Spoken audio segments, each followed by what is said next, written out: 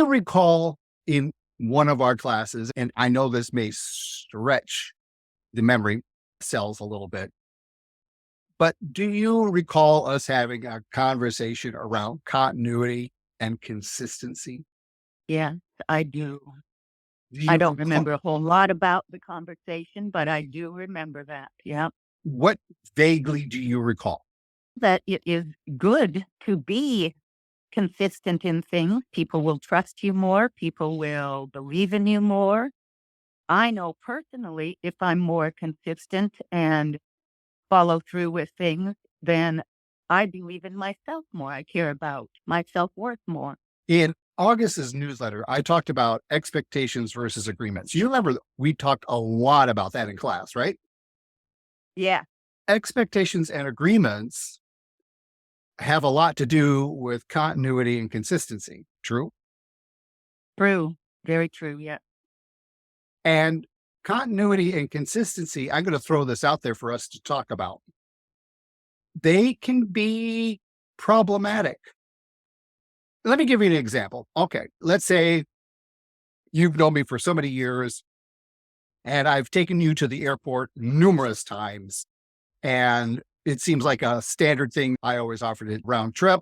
If you tell me I'm supposed to be there at, say, 4 o'clock, I'm generally there at 30. And that's consistent throughout a decade. But because the flight is so early, you just can't bring yourself to ask me. So you just tell me, don't do it this time. Just, it's too early. And I tell you to shut up. So in your mind, you say to me, I'm going to be there 4 o'clock in the morning to pick you up to take you to the airport. So because you've known me and I've been consistent with picking you up early, you decide to be ready at 3:30 in the morning for me to pick you up. Okay. So it's 3:30 and there's no sign of me. What in your mind do you think would be going on? I would have to say that I would start wondering where you were because you had been consistent on being there half an hour early every time. So I would start to have those expectations of you. And it would be likely that you would call or text saying, hey, where are you? I'd text you, are you on your way? Or What's going on? And here it is. It's 4:15. You've called, you've texted. I've not responded. Now what? I guess I would try it again until 4 o'clock and then I'd really start considering some other options. So there you go. It's 4 o'clock. I'm not there. You've texted and called numerous times. I've not responded to you. You go ahead and call an Uber. You make your flight on time. You go to your event. You come back from your event and you call and text me again. And again, no response. Now what? I would start being concerned that something happened to my friend that was always so on time and consistent before. And you have my work phone number. So now it's a work day and you give my work phone number a call and I pick up the phone and, hey, how you doing? Nothing has happened between us. Just you're calling me to check in. It's weird that you're calling me at work. What would you probably say to me? I would say something like, is there something wrong? To figure out if I had done something to upset you so you didn't do it, or if you had just forgotten. I all of a sudden have serious egg on my face. And I tell you, you know what? I completely spaced the fact that I was supposed to pick you up, completely spaced it. But also, it's a little weird that I haven't had many texts or phone calls for the last few days. And so let me check. I'll tell you, I'll check into that. And so I check into that and I come to find out that because my card that I have on file to automatically pay my cell phone bill had expired and the notices that they emailed me that my card had expired, I completely missed those because I really don't pay attention to email. I call you from my work phone and I say, you know what? Here's what happened. My phone got disconnected because I forgot to pay the bill. I am so sorry.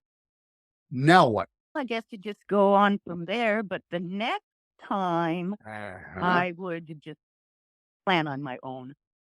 So you just help me encapsulate the difference between expectations and agreements. And the reason why expectations and agreements so match up with continuity and consistency is because When we mix all of those together, expectations, agreements, continuity, and consistency, we have a tendency to fall into taking for granted. Does that make sense? Yes, absolutely. When I sense I start taking someone for granted, that's a form of expectation, isn't it?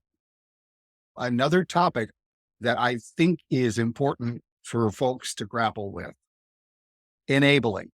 I realized that in my desire to be of service, had to see how my overriding desire to be helpful was enabling people in ways that really wasn't healthy. I was doing for them things they technically could do for themselves. Isn't that the basic definition of enabling, is doing something for someone that they can do themselves? Yeah, I guess that would be. Yeah. Have you caught yourself enabling people? Oh, of course, all the time. But I do try to, now that I'm busier and have everything that I do myself, then I try to keep it on track, keep all my ducks in a row, verbally let them know exactly what the expectation is that I am wanting from them. Which then I think shift from an expectation to an agreement. Here's what I mean by that. When you communicate clearly with someone, your needs, your terms, whatever, right? And they hear you, they confirm that they hear you. And not only do they confirm that they hear you, but they agree to what you're asking for. So far, so good. Yeah. Yeah. You no longer have an expectation, you have an agreement. Yeah. That's true. Yeah. In your mind, what made the difference between an expectation and an agreement? Setting things down like exactly. I will be there. I agree I will be there at Tuesday at 2 p.m. instead of just, oh, I might be there at 2 o'clock. I don't know. More specific things, I guess. Clarity. It sounds like it's clarity. Is that fair summary? Yeah, that would be a good word for it. Yeah. Let me thicken the plot. So Uh-huh. even though we have an agreement, in order for that agreement, in my mind, to be a genuine agreement, a true agreement, the agreement needs to be mutual. It needs to have a feeling of, yeah, both sides of the fence need to have a, yeah, I want to do this. Now, if there is any kind of power differential involved, like a boss and an employee, one partner who earns more money than their other partner, any type of power differential, and the person who is making the agreement is agreeing because in their mind, they may not necessarily have a choice. Yeah. We're no longer in what I call a healthy agreement or in an unhealthy agreement. Follow? Yeah. It's difficult to create healthy agreements because we have to factor in the equation that if I'm your boss and I'm doing the best to create an agreement with you, I want to sit down with you, I want you to write it out. Do you remember in chapter 8, we talked about performance based contracts? Yeah. I remember it. In performance based contracts, my suggestion is the person who you want a contract with. Let's say I want a contract with you. Okay. I would ask you to write the contract. Why? Why is that better than me writing the contract? I would think that you were telling me that the contract could be as I wanted it. Bingo. That's rare, isn't it? Yeah. Yeah. It is. Do you recall at the very beginning of our journey, literally within the first week of sitting down and pay me what I'm worth? Do you recall what I asked you to do? A contract. With who? I believe it was with myself. Was that Yeah. weird? A little at the beginning, yeah, but I went with it. Did that throw you? But Did that surprise you? a little bit because you usually don't sit down with yourself and do things like that. What do you think my hidden agenda was with that? I don't know what was it. Did I not set the tone from the get go by asking you to write a contract with yourself? That journey you're agreeing to take is your journey and your journey only. Yeah, yes, you did. And I took that very seriously.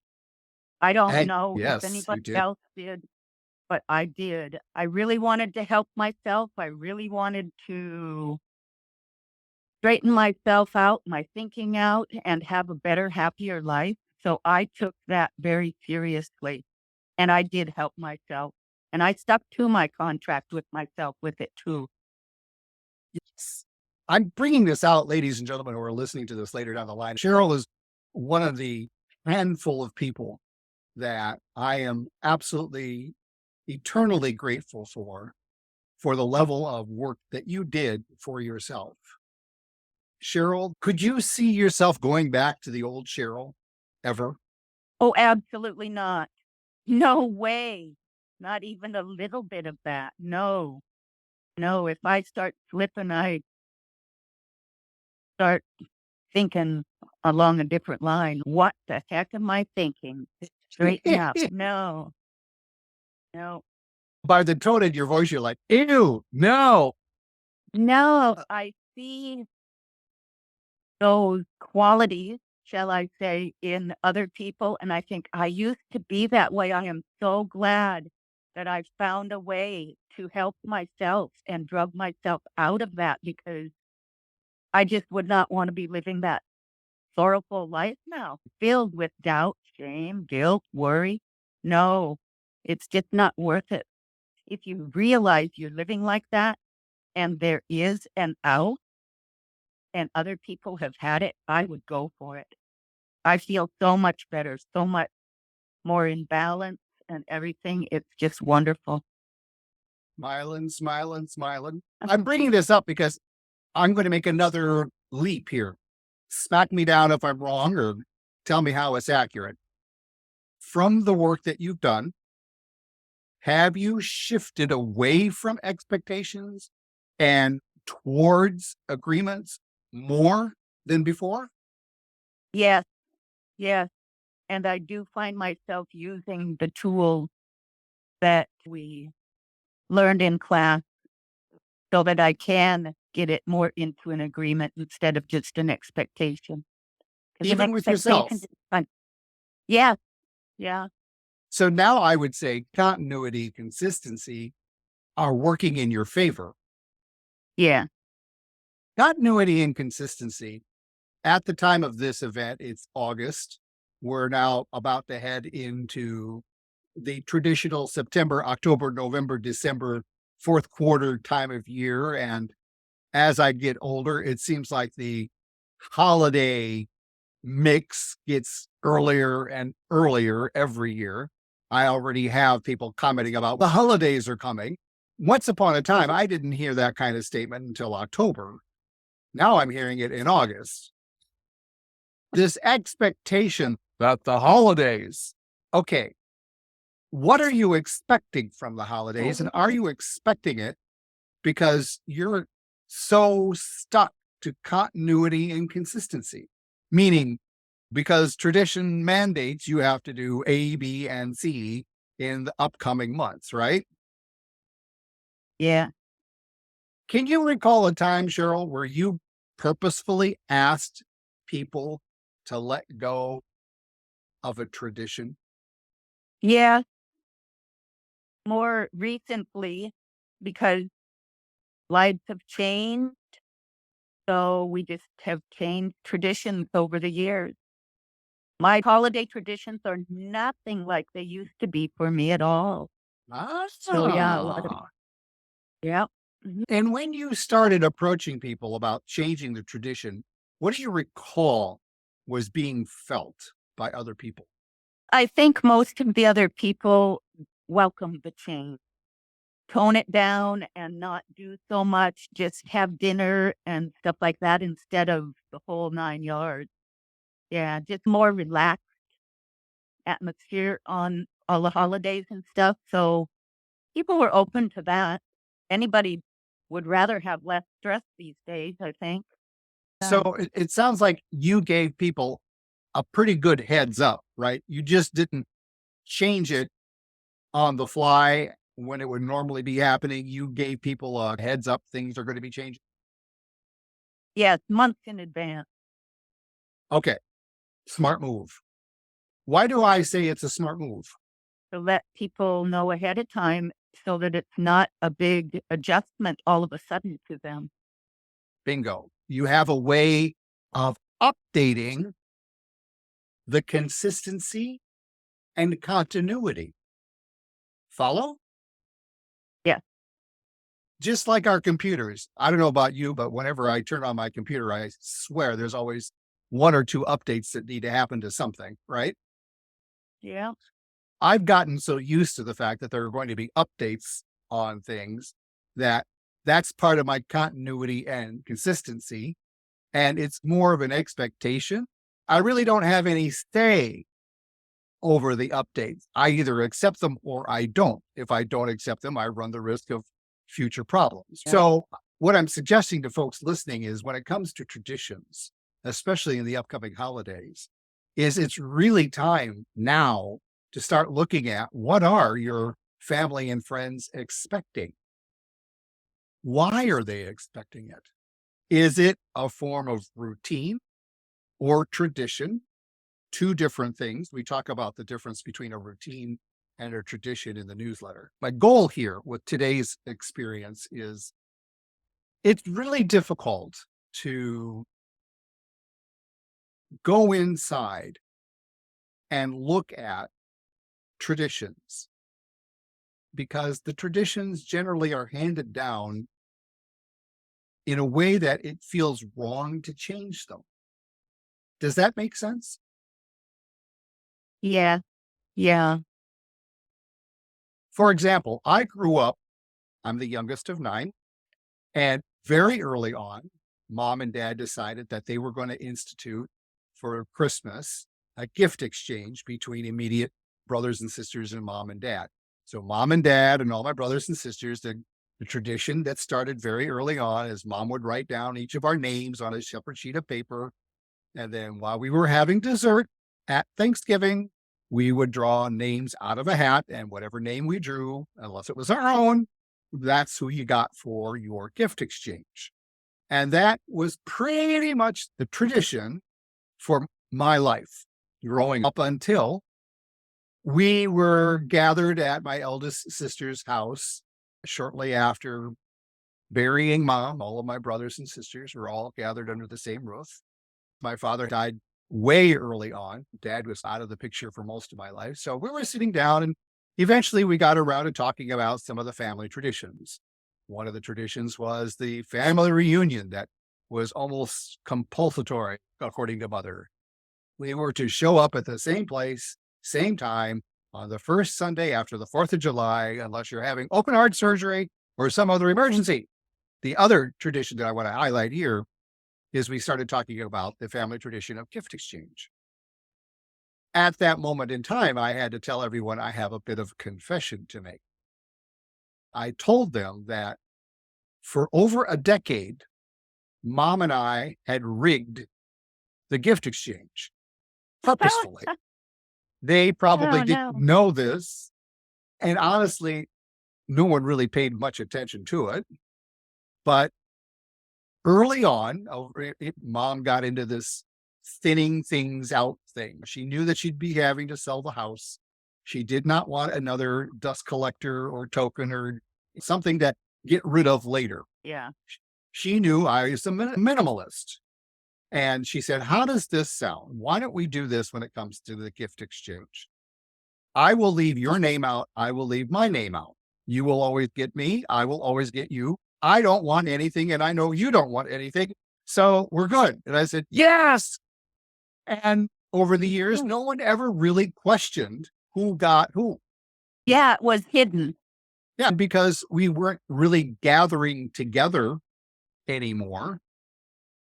If people wanted to break the rule to get mom a gift anyway, they did, of course. But when I shared with them that, first off, we ended our gift exchange over a decade ago. And quite honestly, I have no desire to be in the gift exchange because honestly, I don't want any gifts. If you want desperately to give me a gift by being in my life. A card, a dinner, a phone call. That to me is beautiful. If you decide you want to continue on the gift exchange, rock on, do whatever you want, but leave my name out of the hat. And everyone was shocked, absolutely shocked. I couldn't understand why they were so shocked because mom had placed a $20 limit on the gift. Even back in the middle 80s, $20 doesn't buy much. Yeah. And I said, the gift exchange is a tradition that is a token, a token I'm happy to let go of. And I guess they decided that they'll just buy gifts for whoever they want to buy gifts for. And fine, great. But please, I will actually send any parcel back to you if you were to send me something. If you send me something via electronic means like an Amazon e-gift card, I will cancel it. I will not spend it. I don't want it. Clear? I bet that was- didn't go over very well. It didn't because I am now doing something the family had rarely done. And that is agreements. Everything else generally fell to expectation. Right. Is it fair to say agreements are generally far less stress inducing than expectations? Yes, because it all planned out. It's all set out and everybody agreed on it. Instead of just expecting, you don't know what's going to happen. It's open ended. Expectations have a tendency to be more common in long-term relationships, right? Yeah. After somebody knows the person for a while, they just go on what they have been doing and expect them to continue. Yeah. And you really don't talk about it, do you? Until something No. happens, like me not showing up to take you to the airport. And then when there is a fracture, when there is a bump, how big that bump is, I really have no control over, right? In the example that we started our call with me missing taking you to the airport. Now, had I just blown you off for a lunch date versus blown you off to go to the airport, would the feelings be different? Yes, I'm sure they would. Definitely. Yeah. Not that big of a deal. Right. But still, in the back of your mind, you will always have a wonder, is Soul going to screw up again? True. True. Very true. 45 years could go by of flawless performance, but you may still have in the back of your mind, they fucked up once. Yeah. Minds are like that, aren't they? We Yeah. have no control over that. True. Pretty much true. Yeah. I don't want to control how you think. No. So continuity, consistency, agreements, expectations, all of them in my mind need to follow what we currently have on most food packaging. I don't know about where you live, but where I live, I think it's almost required, either a state or federal stipulation somewhere, that there has to be some sort of expiration date on a consumable product. Is that true where you're at? Yeah. As far as I know. At the very least, the producer providing the bottle of aspirin or the steak or the whatever it is that could end up not being good at some point in time, there is at least a sell-by date. Now, whether or not we pay attention to that sell-by date, that's another issue. Right. What I have done consistently in my life for the past 45 some years is that when I make an agreement with someone, what is also included in that agreement is a sell by date, a review date, meaning let's review this agreement in X time. Maybe it's a week, maybe it's a month, maybe it's a year. Maybe we'll review it when something feels off. But there is an agreement to review it. I'm giving a warning shot across the bow that this agreement could have an expiration date, right? Do you recall a task when you were partnered with someone, when you first started out with that person? You had no problem doing that particular task, like maybe doing the dishes or taking out the trash or sweeping the steps, some mundane thing that when you first met them, no big deal. But then as time went on, relationship evolved, all of a sudden you found yourself, you know what? Now, I'd like you to take the trash out once in a while, right? Yeah. Do you recall where you had a expectation that you didn't really look at and then it became a problem? Yeah, like the holiday stuff. I used Uh-huh. to have all of the family when I had my mom and my dad, my sister and her husband and the kids and all of that. Then it was always expected that you did a whole bunch of stuff for the holiday. And now I don't. I've changed. It's just a lot less stressful. I can't even believe looking back at those years. I don't even know how I did it. Seriously, I was working full time, raising 2 kids. I seriously don't know how I did all of that for I think there was like 15 people on my list that I had to take care of. I guess I'd started right after Christmas every year. I'm Uh, curious, is how you did it somewhat shaped by how you saw your parents do it? Therefore, since they did it, you had to do it?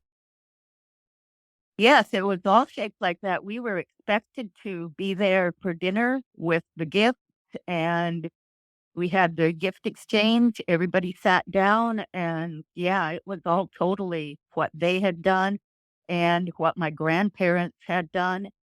First, when I was a kid, we would go over to my grandparents to do that exact thing. Then when my grandparents passed, then it changed to my mom and dad's house, but it never did change to my house. When you said you don't know how you did it, because that's how you were raised. It did get Right. transferred to you. Yes, definitely.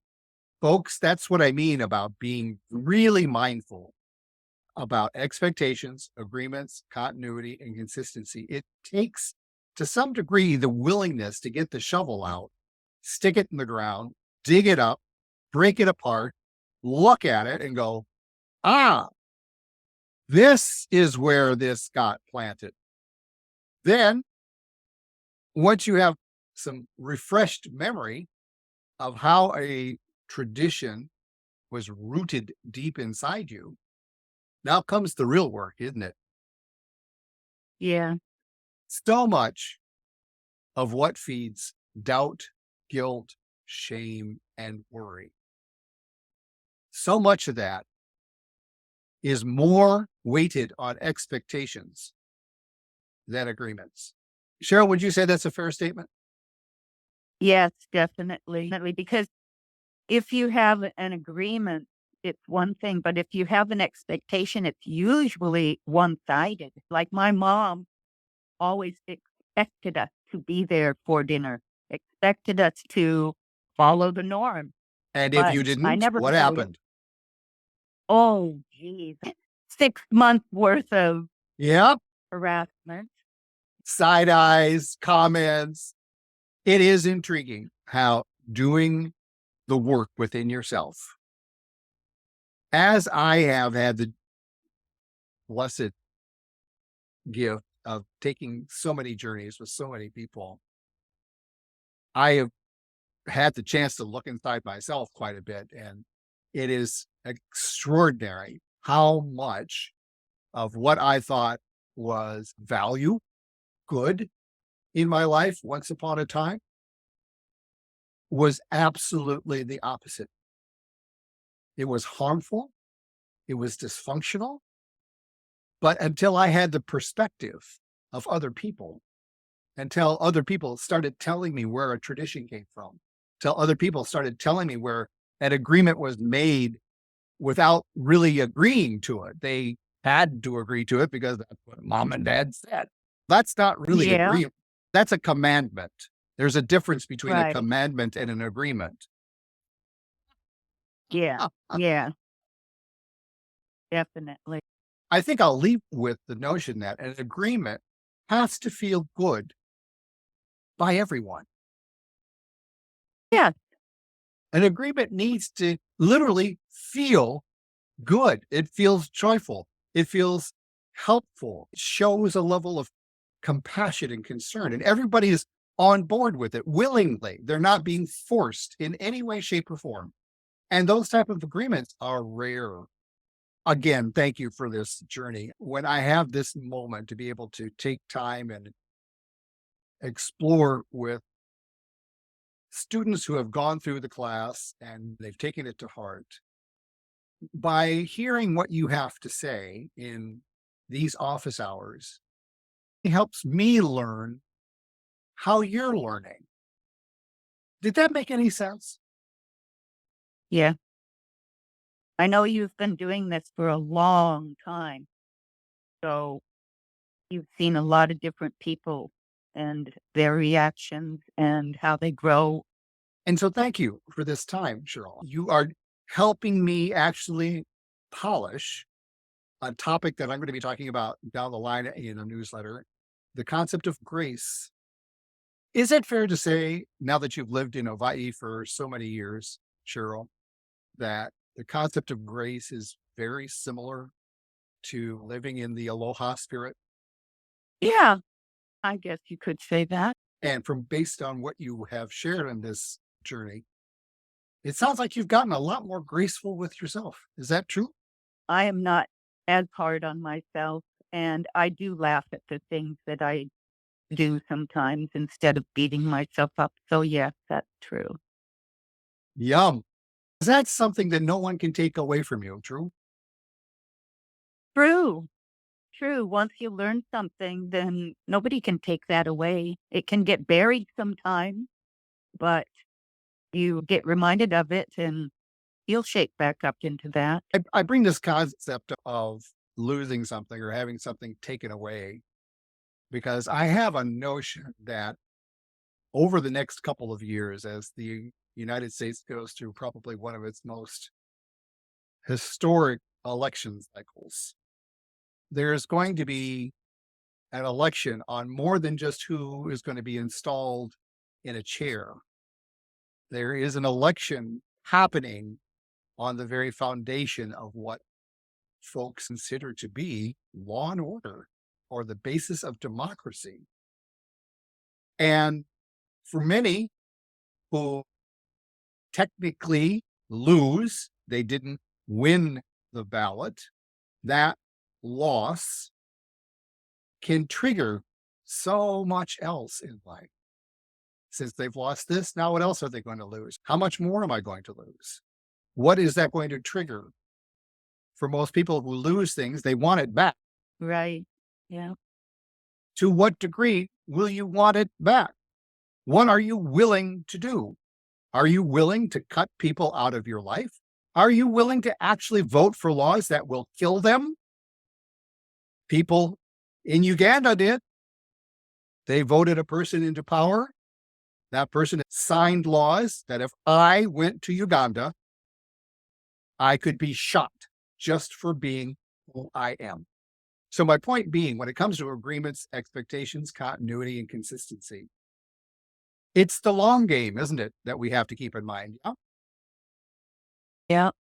As always, bowing in gratitude to you, Cheryl. It's been fun. So that was great. Before you know it, we'll be having another conversation next month. Yeah. The months just fly by, don't they? All right. Enjoy August and we'll see you soon. Thank you. Thank you for everything. My pleasure. Aloha.